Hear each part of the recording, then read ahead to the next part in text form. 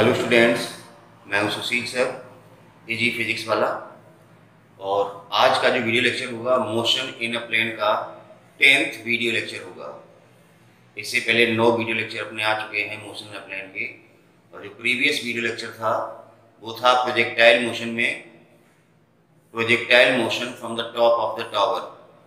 उसमें हमने horizontal projection भी पढ़ा था और ऑब्लिक प्रोजेक्शन भी पढ़ा था। तो आज का जो हमारा 10th वीडियो लेक्चर होगा वो होगा सर्कुलर मोशन का। मतलब आज से सर्कुलर मोशन स्टार्ट हो रहा है।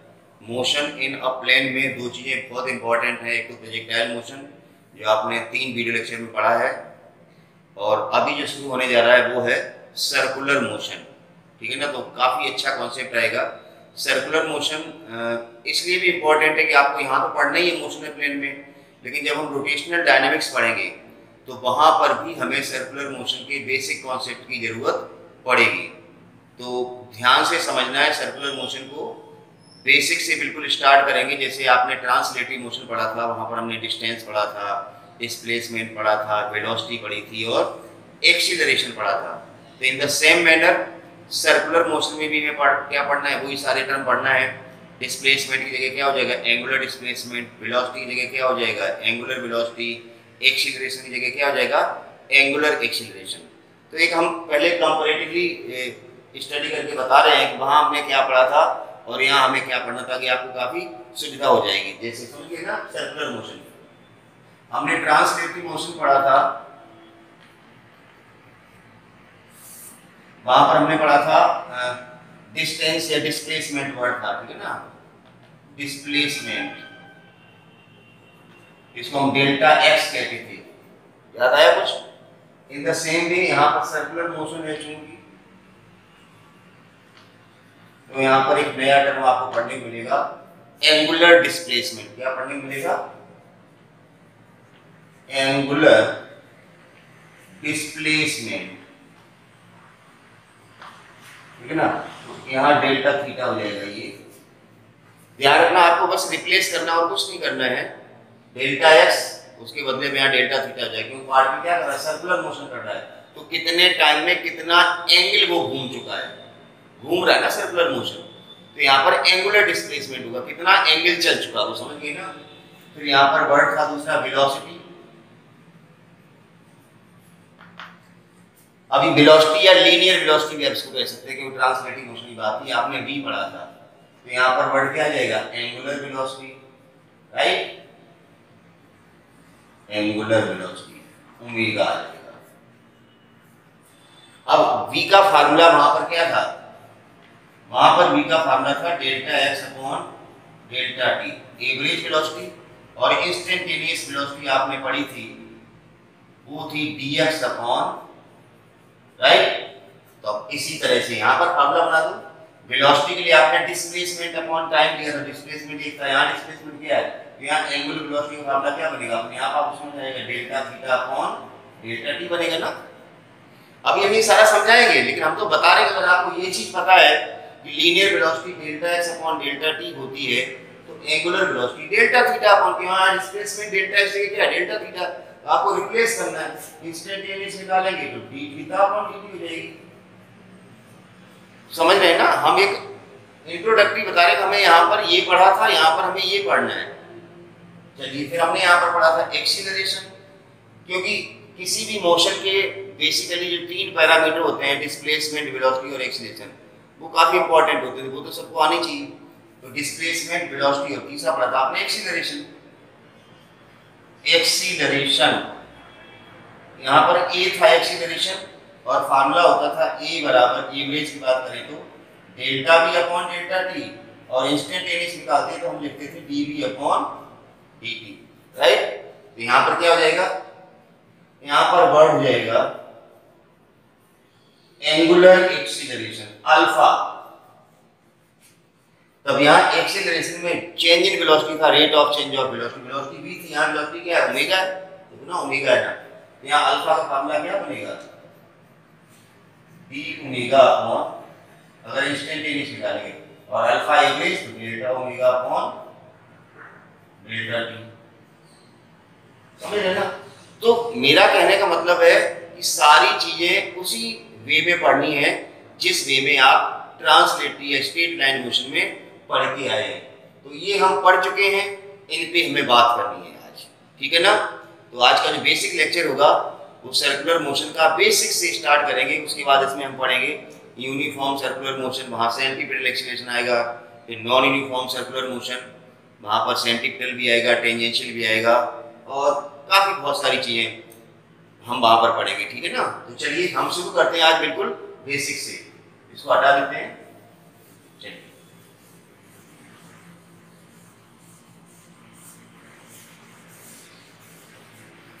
तो सबसे पहला टर्म एंगुलर डिस्प्लेसमेंट। मोशन पढ़ना है तो डिस्प्लेसमेंट से शुरू करते हैं। वैसे हमने डिस्टेंस और डिस्प्लेसमेंट बता दिया था आपको,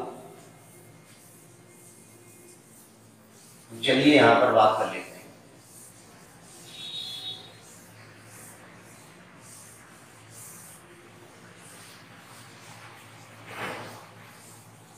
सर्कुलर मोशन, ठीक है ना।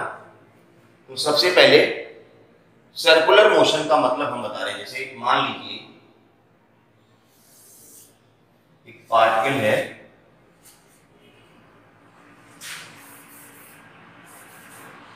Consider a particle executing circular motion.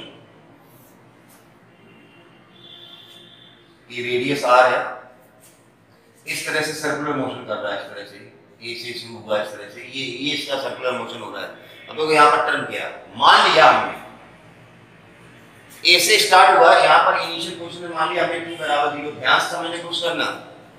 Consider a particle start circular motion along the circular path of radius r। हमने मान लिया कि सर्कुलर मोशन हो रहा है। t1 टाइम पे पोजीशन इसकी क्या होगी, ध्यान से समझना। t बराबर 0 ये पोजीशन है, यहां से स्टार्ट हुआ मोशन। मान लो t1 टाइम पे पार्टिकल यहां पहुंच गया, यहां पर एट t1, और उसने एंगल कितना टर्न किया, ये मान लिया θ1 है। ध्यान से समझना। Particle start from A after time t1 या at time interval, at time t1 it's particle is at, मान लीजिए b पॉइंट है, b पर पहुंचा, and it's angular position is θ1। उसने एंगल कितना रोटेट कर लिया, θ1। And at time t2 suppose इसी पर पहुंच गया at t2 time, and it's angular position is θ2। A से बी पर गया तो उसने कितना एंगल टर्न किया, θ1। फिर बाद में वो सी पर पहुंच गया, ए पे स्टार्ट हुआ तो सी पे पहुंच गया t2 टाइम पर, तो एंगुलर पोजीशन कितनी होगी, θ2।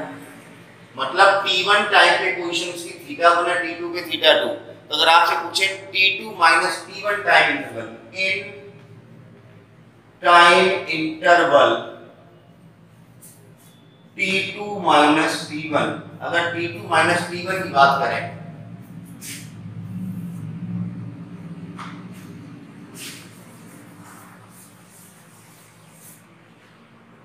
In time interval t2 minus t1,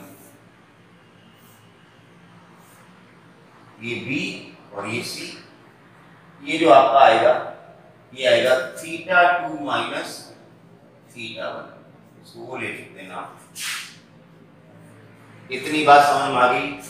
ये b से c तक पहुंच गया पार्टिकल, किस टाइम इंटरवल में, t2 minus t1 time interval में। यहां से यहां तक का टाइम इंटरवल कितना हो गया, t2 टाइम पे यहां था, t1 टाइम पे यहां, तो t2 माइनस t1 तो टाइम यही हुआ, उतने में कितना डिस्प्लेसमेंट हुआ। ये कैसे निकलेगा, θ2 माइनस θ1, ये पूरा एंगल θ2 है और ये θ1 है, तो θ2 में θ1 घटा दो, इतना ही माइनस आएगा ना एंगल डेल्टा थीटा। तो यही एंगुलर डिस्प्लेसमेंट है। तो एंगुलर डिस्प्लेसमेंट का मतलब द एंगुलर पोजीशन जो आपकी होती है इनिशियल और final, the difference of the initial and final angular position. Initial और फाइनल एंगुलर पोजीशन का जो डिफरेंस होता है, जो एंगल होता है, उसी को हम कहते हैं angular displacement.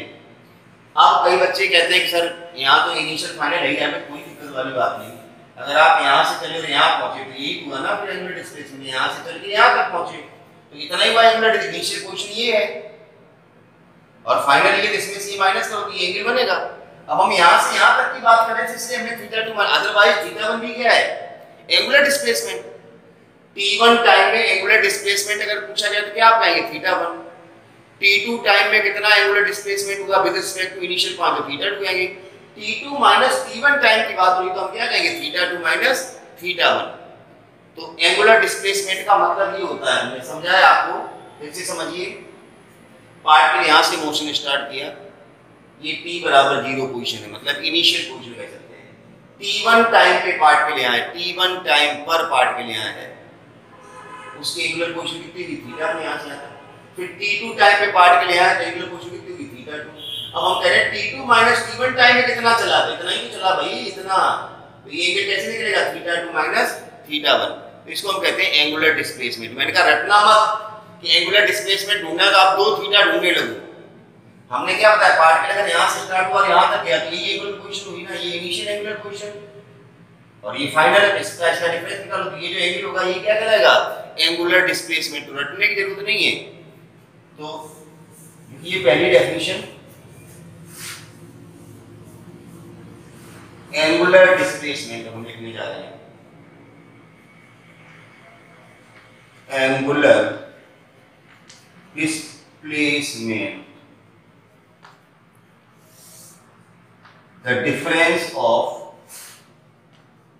the difference of initial and final angular positions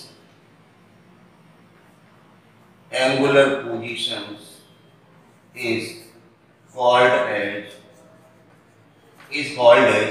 angular displacement, is called as angular displacement।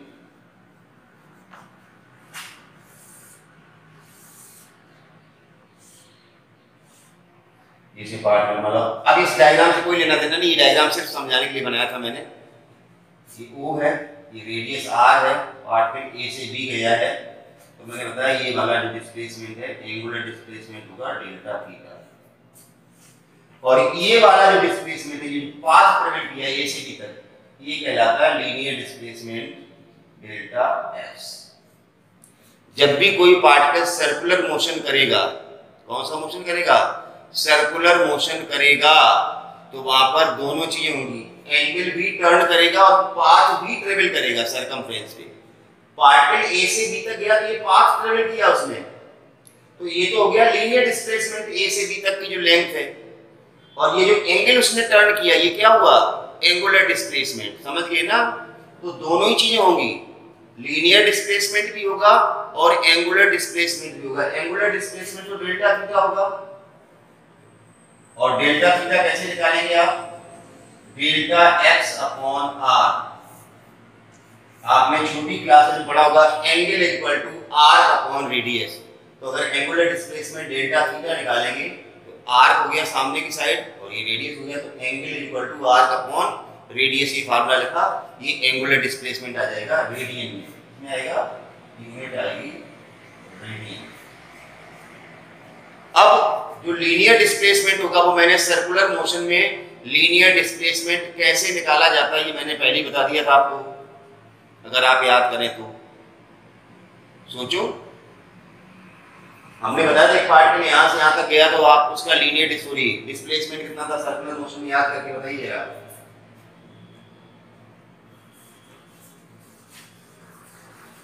इसलिए कहते हैं पढ़ना बहुत जरूरी होता है, पढ़ना बहुत जरूरी होता है। मैंने कहा था इस एंगल को आधा करेंगे, ऐसे बताया था मैंने वहां पर, अगर आपको ध्यान हो तो देखिए मैं वापस बता रहा हूं।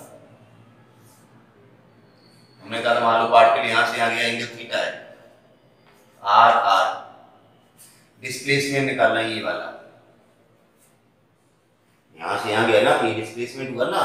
तो मैंने क्या बताया था आपको, इसको एंगल को फाड़ दो, आधा रह गया ये थीटा बाई 2, ये परपेंडिकुलर बचा, ये हाइपोटेन्यूज बचा, तो ये वाला कितना आएगा, r sin थीटा बाई 2 बताया था, ये भी बताया था r sin थीटा बाई 2।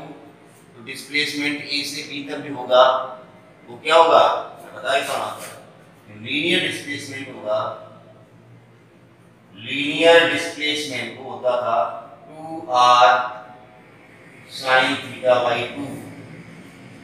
ध्यान रखना ये सारी चीजें, लीनियर डिस्प्लेसमेंट 2r sin θ/2। और यहीं पर अगर आपको मैं एक चीज और बता दूं,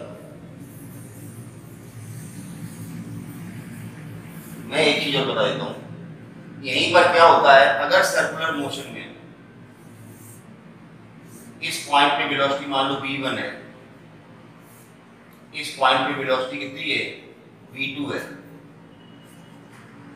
ठीक है ना। एक पॉइंट पे वेलोसिटी v1 है, इस पॉइंट पे वेलोसिटी कितनी है, v2 है।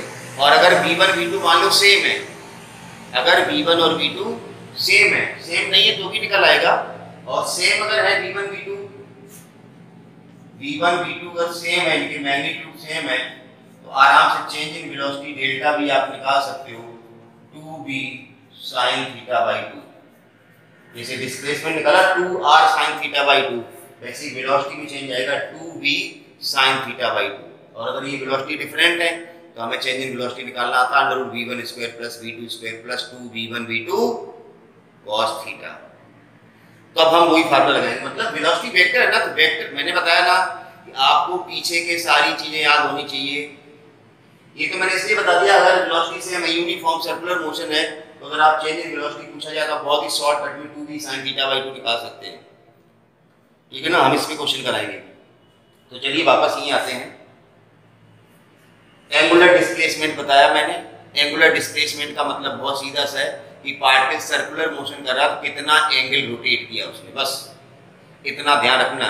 उसको हम क्या कहते हैं, एंगुलर डिस्प्लेसमेंट कहते हैं। चलिए ए से बी तक गया अगर पार्टिकल तो एंगुलर डिस्प्लेसमेंट ये वाला एंगल हुआ। अब तो समझ लो इसको, θ1 θ2 छोड़ो, आप कहां से कहां तक का पूछा गया एंगुलर डिस्प्लेसमेंट, वहां से वहां तक का एंगल पकड़ लो, बस एंगुलर डिस्प्लेसमेंट हो गया। और एंगल निकालने के लिए फार्मूला क्या होता है, angle equal to r radius, बस। और ये लीनियर डिस्प्लेसमेंट हम बहुत पहले बता चुके, जहां डिस्टेंस और डिस्प्लेसमेंट बताया था कि 2r sin θ/2 होता है, change in velocity 2v sin θ/2 होता है। तो ये ध्यान रखना, छोटी छोटी चीजें हैं। अब हम दूसरा टर्म पकड़ते हैं। अगर हम एक पूरे चक्कर की बात करें, पूरे चक्कर की बात करेंगे तो एंगुलर डिस्प्लेसमेंट कितना हो जाएगा, 2π 360। ध्यान रखना, यहाँ से यहाँ तक की बात करें, यहाँ हाफ साइकिल की एंगुलर डिस्प्लेसमेंट कितना हो जाएगा, पाई 180। ये चीजें बहुत ही कॉमन है, इनको आपको ध्यान रखना है, समझ गए ना, कोई बताने की नहीं है। अब हम बात करते हैं एंगुलर वेलोसिटी।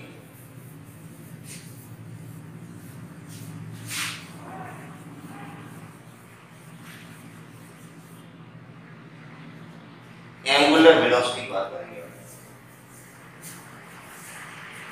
जैसे हमने वहां पर वेलोसिटी पढ़ी थी, rate of change of displacement, तो यहां पर वेलोसिटी का फार्मूला हो जाएगा rate of change of angular displacement.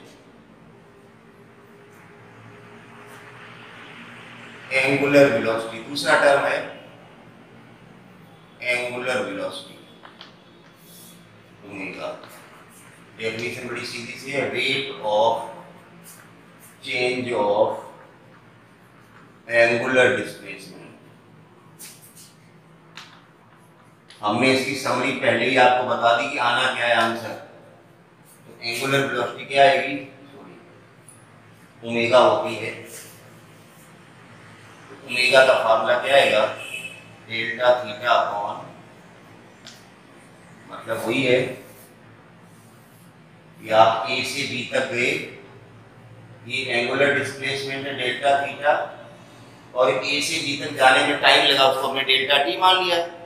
यहाँ से यहाँ तक का टाइम कितना है, डेल्टा टी टाइम है, यहाँ से यहाँ तक पहुंचा पार्टिकल, डेल्टा टी टाइम। तो rate of change of velocity delta theta upon delta t. अब अगर इंस्टेंटेनियस निकालेंगे तो वही चीज डी थीटा अपॉन, कैसे निकलती थी ये हमने बता दिया था, limit delta t tends to 0 करेंगे तो इंस्टेंटेनियस आ जाएगी। यूनिट क्या आएगी, एंगल की रेडियन अभी बताई थी, और अपॉन सेकंड, तो आपको यूनिट आएगी रेडियन पर सेकंड।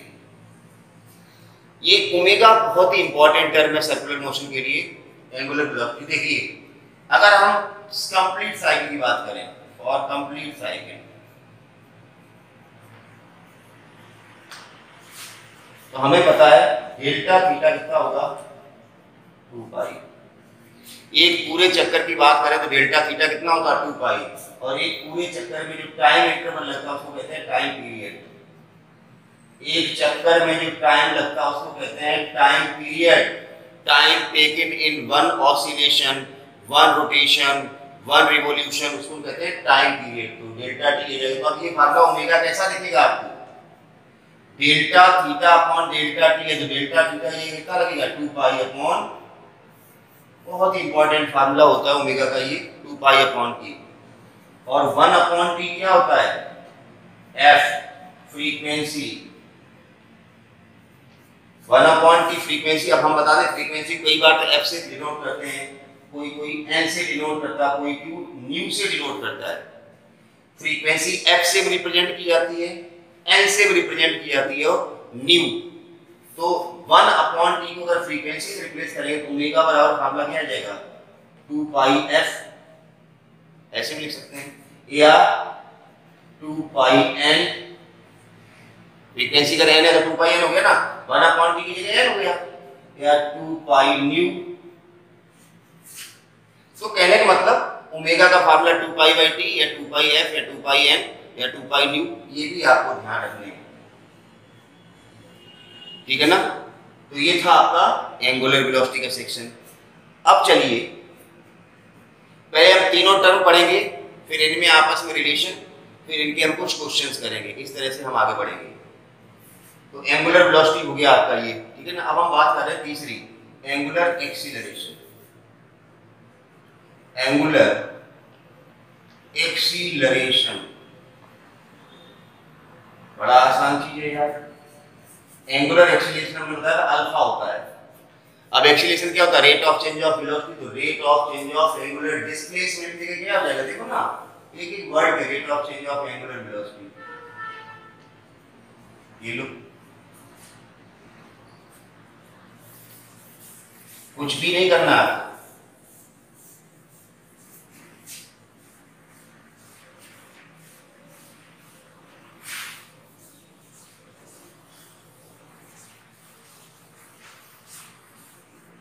चलिए, तो rate of change of angular velocity, acceleration का फार्मूला क्या हो जाएगा, वेलोसिटी ओमेगा होती है तो delta omega upon delta T, या ओमेगा 2 माइनस ओमेगा 1 अपॉन, भाई v को ओमेगा से रिप्लेस कर दिया, मैंने कहा ना अभी टेबल बना के बताई थी आपको इनिशियली, वही है। इंस्टेंटेनियस निकालेंगे तो d ओमेगा अपॉन, यूनिट क्या आएगी वेलोसिटी रेडियन पर सेकंड होती है और सेकंड नीचे और आ जाएगा, तो रेडियन पर सेकंड इसकी यूनिट होगी। तो ये तो तीनों टर्म थे, एंगुलर डिस्प्लेसमेंट, एंगुलर वेलोसिटी और एंगुलर एक्सीलरेशन।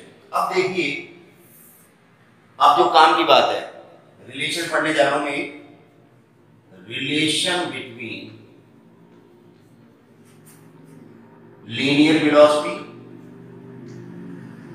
लीनियर वेलोसिटी का मतलब सिंपल v है जिसको हम वेलोसिटी कहते थे, and angular velocity, angular velocity omega, मतलब v और ओमेगा में क्या रिलेशन, बहुत इंपॉर्टेंट रिलेशन है, छोटा सा है, क्योंकि कई बार हमें लीनियर वेलोसिटी दी जाती तो एंगुलर वेलोसिटी निकालनी होती, कई बार एंगुलर दी जाती तो लीनियर निकाली, तो हमें दोनों वेलोसिटी में रिलेशन पता होना चाहिए। देखिए कैसे निकालेंगे, कुछ नहीं है, वही डायग्राम अपना कॉन्सेप्चुअल वाला, ये O है, A से B तक गई, हमने भी बताया था, ये तो होता है एंगुलर डिस्प्लेसमेंट, और ये होता है यहां से यहां तक ये लीनियर डिस्प्लेसमेंट डेल्टा x, ठीक है ना। Delta theta is very small, so B point will be very close to A, मतलब A से B जो आर्क है वो आपको स्ट्रेट दिखेगा, delta theta is very small, ध्यान रखने वाली बात है ये। नहीं तुम कहोगे यार ये तो आर्क है, ये स्ट्रेट लाइन कैसे बना दिया, स्ट्रेट लाइन आर्क, जब एंगल छोटा होगा ना, एंगल बहुत छोटा होगा तो ये आर्क क्या दिखेगा आपको, स्ट्रेट लाइन ही दिखेगा अगर एंगल छोटा है तो। चलिए, तो हमने पढ़ रखा है delta theta equal to delta x upon r, आज ही पढ़ा था अभी, एंगुलर डिस्प्लेसमेंट मतलब ये एंगल है आर्क अपॉन रेडियस, इसको डेल्टा टी से डिवाइड कर दो, dividing by delta t, dividing by delta t, delta t से डिवाइड करेंगे you will get delta theta upon delta t equal to delta x upon r delta t, right. अब तो हमें relation दिख गया, ये क्या बन गया ओमेगा, ये क्या बन गया आर, और ये क्या है वी। लेकिन क्योंकि डेल्टा है हम एक लाइन और बढ़ा रहे हैं, लिमिटिंग कंडीशन लगा रहे हैं डेल्टा टी टेंड्स टू 0 ताकि एवरेज वेलोसिटी दिख रही ना, तो delta theta upon delta T क्या होगी, एवरेज ओमेगा होगी ना। हम इसको इंस्टेंटेनियस में बदलने जा रहे हैं, तो लिमिट लगा रहे हैं, लिमिट दोनों तरफ लिमिट लगा दो। लिमिट क्या लगती है, डेल्टा टी टेंड्स टू 0 किया जाता है delta theta upon delta t equal to 1 upon r, limit delta t वाले टर्म की लगती है, 1 अपॉन आर नहीं लगेगी, लिमिट फिर वही डेल्टा टी टेंड्स टू 0 लिख दो, और delta x upon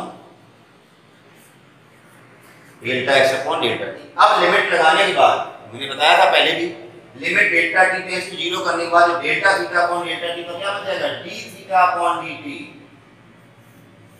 equal to 1 upon r, और ये क्या बन जाएगा d x upon d t बन जाएगा। हो गया फिर। अब d theta upon d t क्या होता है, ओमेगा 1 अपॉन आर, ये 1 upon r, d x upon d t क्या होता है, तो ओमेगा बराबर क्या गया v अपॉन आर, या v बराबर आर ओमेगा।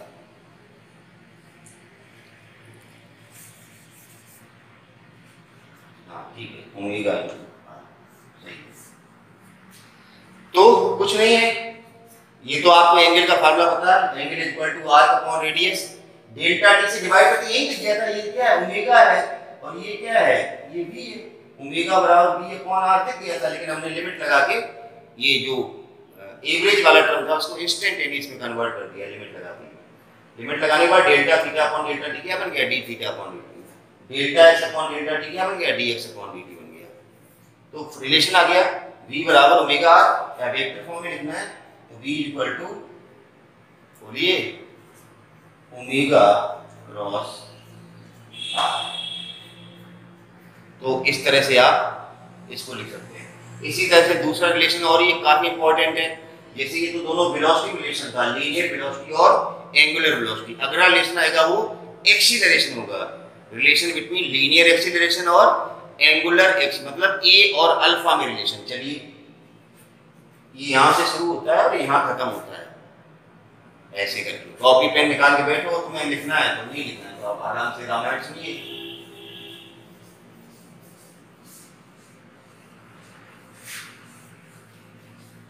लिखना है तो लिखिए, नहीं तो बस सुनिए, कथा चल रही है राम कथा।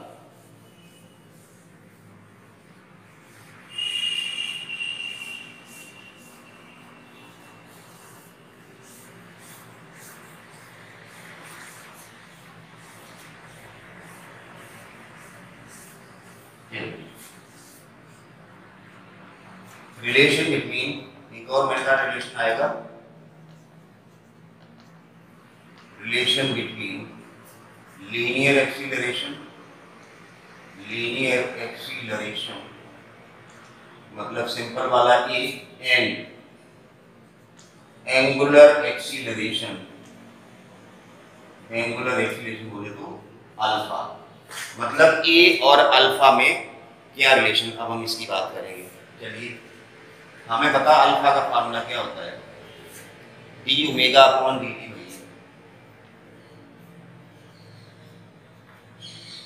Rate of change of angular velocity is known as angular acceleration. तो alpha equal to d omega upon d t हमें पता है, तो हो जाएगा d upon d t, omega की वैल्यू डाल दो वी अपॉन आर, ओमेगा की वैल्यू डाल दी हमने वी अपॉन आर, क्या बन गया अब अपना, ये तो आर तो रेडियस है, कांस्टेंट होती बाहर आ गया, कांस्टेंट है ना, रेडियस सर्कल की थोड़ी बदलती है, अगर कोई पार्टिकल सर्कुलर मोशन कर रहा है तो ऐसा थोड़ी दूसरे चक्कर में रेडियस चेंज हो जाएगी, ऐसा नहीं, रेडियस कांस्टेंट बाहर आ गया तो अब क्या बचेगा dv अपॉन dt, और dv अपॉन dt क्या होता है a, यार आ गया relation, alpha equal to a upon r या a equal to alpha r। जैसे वहां v बराबर ओमेगा r था तो वैसे a बराबर अल्फा r हो गया, दोनों एक से रिलेशन, या वेक्टर फॉर्म में लिखना है तो alpha cross r। Cross product लेना आता है तुम्हें, बताया जा चुका वेक्टर में क्रॉस प्रोडक्ट से जो डायरेक्शन आएगी वो एक ही डायरेक्शन होगी। ए और अल्फा सॉरी आर और अल्फा जिस प्लेन में उसके परपेंडिकुलर ए आएगा। ये सब हमने क्रॉस प्रोडक्ट में बताया था। मतलब क्रॉस प्रोडक्ट का मतलब ये नहीं कि ए क्रॉस बी बराबर ए बी साइन थीटा। बात जो भी कॉन्सेप्ट बताए थे कि ए क्रॉस बी से जो वेक्टर आएगा उसकी डायरेक्शन ए बी के, तो इनके क्रॉस से जो वेक्टर आएगा इनके क्रॉस से वेक्टर क्या आ रहा ए, तो इस ए की डायरेक्शन क्या होगी अल्फा और आर के प्लेन के परपेंडिकुलर। अब किधर होगी ऊपर या नीचे? आपको बताया था आपको थंब रूल कि फिंगर को फोल्ड करो ए से बी की हो तो थंब जिधर जाएगा। तो बिल्कुल सारे कॉन्सेप्ट जो वहां थे वो इसी से वेक्टर पहले पढ़ाया गया भाई। तो ये हमने रिलेशन बताए थे। अब हम कुछ क्वेश्चंस की बात करते हैं, ठीक है ना। जो हमने आज पढ़ा उसमें छोटे छोटे से क्वेश्चन कैसे बनते हैं हम उनकी बात करते हैं।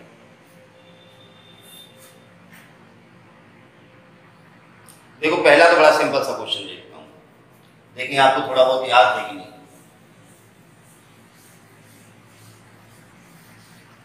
बिल्कुल बेसिक्स क्वेश्चन लेता हूं, इन 1 सेकेंड क्वेश्चन लेता हूं, देखना बिल्कुल बेसिक क्वेश्चन है। इन 1 second a particle reach from A to B along semicircle of radius A, या 1 ले लेते radius of radius 1 centimeter. Find average velocity. Question कुछ ऐसा है, एक सेमी सर्कल पे पार्टिकल ए से बी तक आया, इसका रेडियस 1 सेंटीमीटर है, 1 सेकेंड में ए से बी तक आया। अब आपको एवरेज वेलोसिटी निकालनी है।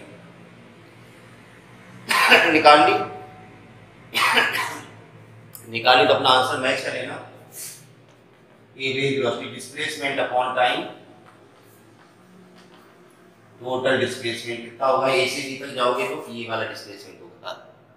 ए से बी तक गया तो डिस्प्लेसमेंट ये नहीं, डिस्प्लेसमेंट होगा ए टू बी, मतलब डायमीटर हो जाएगा, रेडियस 1 सेंटीमीटर, डायमीटर कितना हो जाएगा 2, टाइम कितना लगा ए से बी तक जाने में 1 सेकेंड में आ जाएगा 2 सेंटीमीटर। मतलब कुछ भी नहीं था, लेकिन फिर भी कुछ बच्चे अटकते हैं इसमें भी, अकलाने लगते हैं ये क्या करें भाई, अरे यार ऐसे क्या करें भाई। चलिए दूसरा क्वेश्चन लेता हूं। अगला क्वेश्चन एंगुलर वेलोसिटी है।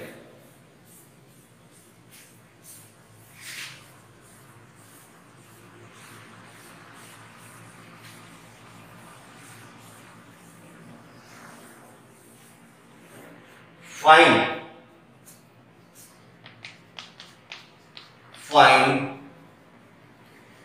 एंगुलर वेलोसिटी ऑफ, बहुत ही कॉमन क्वेश्चन है, seconds hand, minute hand and hour hand of a watch. Find angular velocity of seconds hand, minute hand and hour hand of the watch. एक घड़ी है, घड़ी की second वाली सुई, सेकंड हैंड मतलब सेकंड वाली सुई, मिनट वाली सुई, सुई मतलब नीडल से, सेकंड हैंड मतलब सेकंड वाली नीडल। अब घड़ी सबने देखी है ना, देखी है ना, तो चलिए घड़ी देखिए, फिर क्वेश्चन कुछ है ही नहीं।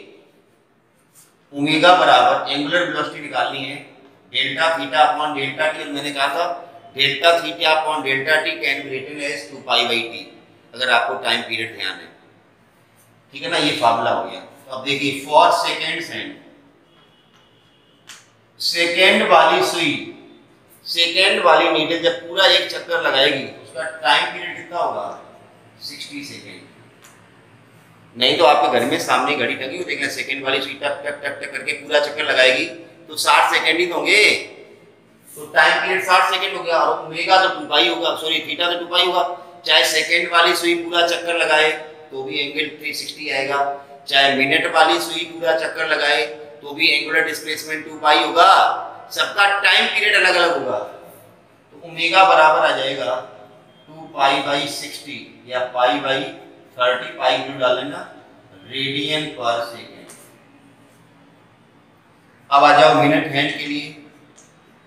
फॉर मिनट हैंड, अब मिनट वाली सुई की बात अगर करें, मिनट वाली सुई जब एक पूरा चक्कर लगाएगी तो कितना टाइम पीरियड हो गया, कितना टाइम पीरियड लगाएगी, कितना टाइम लगाएगी एक पूरा चक्कर लगाने में?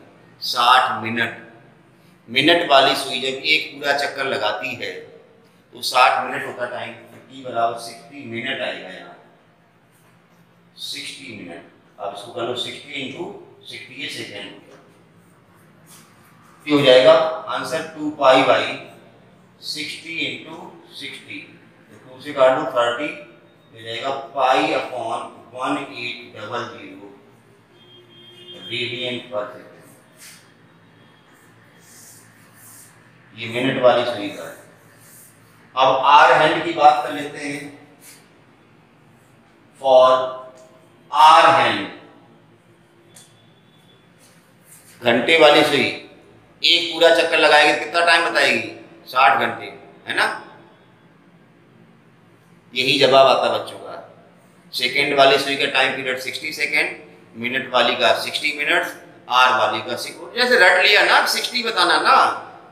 आर वाली नीडल जब पूरा चक्कर लगाएगी तो टाइम पीरियड बताएगी 12 आर, 12 ही तो खाने तो क्रॉस करेगी, 12 घंटे ही बताएगी, 60 घंटे कैसे बता देगी? आर हैंड के लिए टी बराबर होगा 12 आर, ये 12 इंटू एक आर में 60 मिनट और एक मिनट में 60 सेकेंड, ये सेकेंड में हो गया। ओमेगा बराबर वही 2 पाई अपॉन टी करेंगे तो 2 पाई अपॉन टी की जगह 12 इंटू 60 इंटू 60 रेडियन पर सेकेंड। ओमेगा ही निकाला हमने हर बार, ओमेगा ही पूछा गया तो ओमेगा की यूनिट रेडियन पर सेकेंड होती है। तो ये तो एंगुलर वेलोसिटी। अब कई बार क्या होता है, नीडल की लेंथ दे दी जाती है, जैसे सेकेंड एंड हाफ दिया गया, सेकेंड वाली नीडल, इसकी एंगुलर वेलोसिटी आपने निकाल ली। अब अगर नीडल की लेंथ तुम्हें दे दी जाए तो ये ऐसे कर दीजिए, ये सेकेंड वाली सुई घूम रही है, इसकी एंगुलर वेलोसिटी तुम्हें पता है, ओमेगा निकाल दी। अगर ये लेंथ दे दी जाए नीडल की तो रेडियस बनेगी ना, जो लेंथ होगी नीडल की वही क्या बनेगी? सर्कल की radius.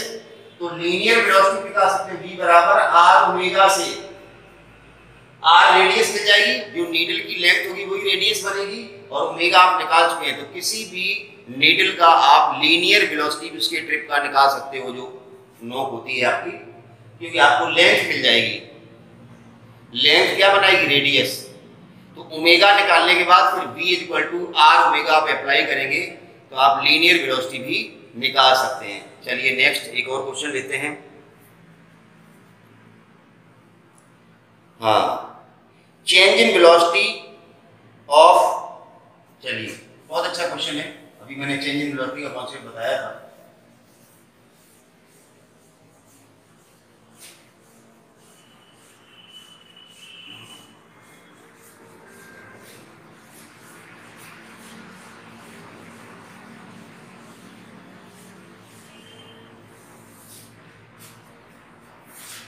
Length of seconds hand in a watch is 1 centimeter. Length of seconds hand, second वाली सुई की लेंथ दी गई 1 सेंटीमीटर। पूछा क्या गया है? The change in velocity of its tip in 15 seconds. Change in velocity of its tip in 15 second. बहुत अच्छा क्वेश्चन है। अभी मैंने बताया था चाहे सेकेंड वाली नीडल हो तो उसकी वेलोसिटी तो सेम ही रहेगी, लीनियर वेलोसिटी। ऐसा नहीं पहले 15 मिनट फास्ट भाग रही है फिर अगले 15 मिनट में स्लो हो जाए, ऐसा नहीं है।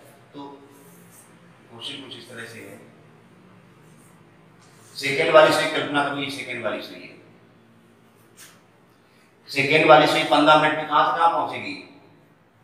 इतनी तो बात समझ में आ गई ना, यहाँ से यहाँ पहुंचेगी 15 मिनट में। भाई 15 मिनट हो जाएंगे, सॉरी 15 सेकेंड, 15 सेकेंड लिखा है।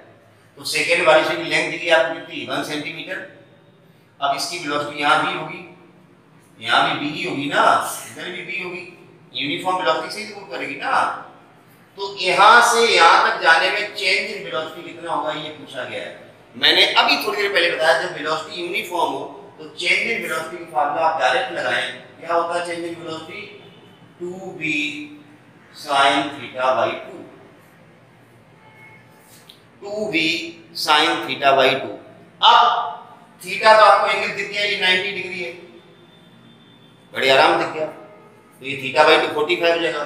v की वैल्यू हमें पता ही नहीं है, हाँ पता है हमें लेंथ दी गई है, तो लेंथ क्या बनती है? ये रेडियस बनती है। देखिए 2v की जगह क्या लेते हैं हम? r ओमेगा, और sin थीटा बाई 2 कितना हो जाएगा? 45। 2 r हमें पता ही है, लेंथ कितनी है? 1 सेंटीमीटर है, तो ये 1 हो गया, और ओमेगा, ओमेगा हमने अभी सेकेंड वाली सुई का निकाला था 2 पाई अपॉन t से, याद कर लो 2 पाई अपॉन t के लिए क्या था? 60 सेकेंड, और sin 45 कितना होगा? 1 अपॉन √2। हो गया क्वेश्चन, 2 से काट देना है, 30 आ जाएगा। 2v sin theta by 2, 2v की जगह हमने r ओमेगा कर लिया है, r ओमेगा ये सेकंड में, ये सॉरी सेंटीमीटर लिया तो वेलोसिटी का चेंज भी सेंटीमीटर पर सेकंड ही आएगा। ओमेगा हमने निकाल लिया था अभी थोड़ी देर पहले, सेकंड वाली सुई का फिक्स होता है ओमेगा 2 पाई बाई t। ऐसे मत करना यहाँ सेकंड वाली सुई कोई दूसरी है, कोई भी सेकंड वाली सुई है तो टाइम पीरियड 60 सेकंड होगा, एंगल 2 पाई होगा, ये फिक्स है 2 पाई बाई 60। तो v बराबर r ओमेगा क्यों? हमें v नहीं दिया गया था। अब आपका क्वेश्चन हो गया 2 2 जा 4 15, डायरेक्ट काटो, 2 से 30 बार, फिर 2 से दिया जाएगा pi upon 15 under root 2 centimetre पर सेकेंड। तो इस तरह से हम चेंज इन वेलोसिटी भी निकाल सकते हैं किसी भी, चाहे मिनट्स हैंड हो, चाहे सेकेंड हैंड हो, चाहे आर हैंड हो। ये कुछ बेसिक्स क्वेश्चन थे जो हमने किए थे। इसी तरह से आप अर्थ की भी एंगुलर वेलोसिटी निकाल सकते हैं, find the angular velocity of earth. तो फार्मूला क्या लगाएंगे? वही एंगुलर वेलोसिटी का फार्मूला फिक्स है 2 पाई अपॉन t। अब टाइम पीरियड अर्थ का पता ही है आपको, अर्थ एक पूरा चक्कर लगाने में कितना टाइम लेती है, वो टाइम आप यहाँ डाल देना, सेकेंड्स में आपको कन्वर्ट करना है, समझ गए ना? तो ये बेसिक्स बिल्कुल आपको बताएंगे। पहले हमने सर्कुलर मोशन का बेसिक्स स्टार्ट किया है, इसमें हमने एंगुलर डिस्प्लेसमेंट, एंगुलर वेलोसिटी और एंगुलर एक्सीलरेशन, 3 मेन टर्म होते हैं, ये तीनों पढ़े, इनमें आपस में रिलेशन हमने आपको बताई, ठीक है ना? क्योंकि ये बेसिक्स आएगा तो आप आगे का चैप्टर पूरा पढ़ पाएंगे, ठीक है ना? और मैंने बताया था ये सर्कुलर मोशन का जो बेसिक्स है, it is similar to the basics of the, हम जब रोटेशनल डायनेमिक्स में भी हम सर्कुलर मोशन की बात करेंगे, वहां पर भी पंखा घूम रहा है तो सर्कुलर मोशन ही होगा ना, वहां पर एंगुलर डिस्प्लेसमेंट होगा, एंगुलर एक्सीलरेशन होगा, तो ये सारी चीजें वहां पर भी रिपीट होंगी। तो इनको आपको आराम से अच्छे से नोट करना है कॉपी पे, ठीक है ना? और चलिए पढ़ाई करते रहिए, अपना ध्यान रखिए, रिवीजन बहुत जरूरी है। न्यूमेरिकल्स में हर चैप्टर की बात बताता हूँ कि न्यूमेरिकल्स आपको लगाने हैं। जैसे मैंने एंगुलर वेलोसिटी और एंगुलर एक्सीलरेशन का कॉन्सेप्ट दिया, उसके कुछ क्वेश्चंस आपको बताए हैं हमने, तो आप और प्रैक्टिस करेंगे तो और अच्छा कर पाएंगे। चलिए, thank you for watching. Channel को सब्सक्राइब नहीं किया है तो सब्सक्राइब कीजिए प्लीज, है ना? और वीडियो को लाइक करते रहिए। Thank you.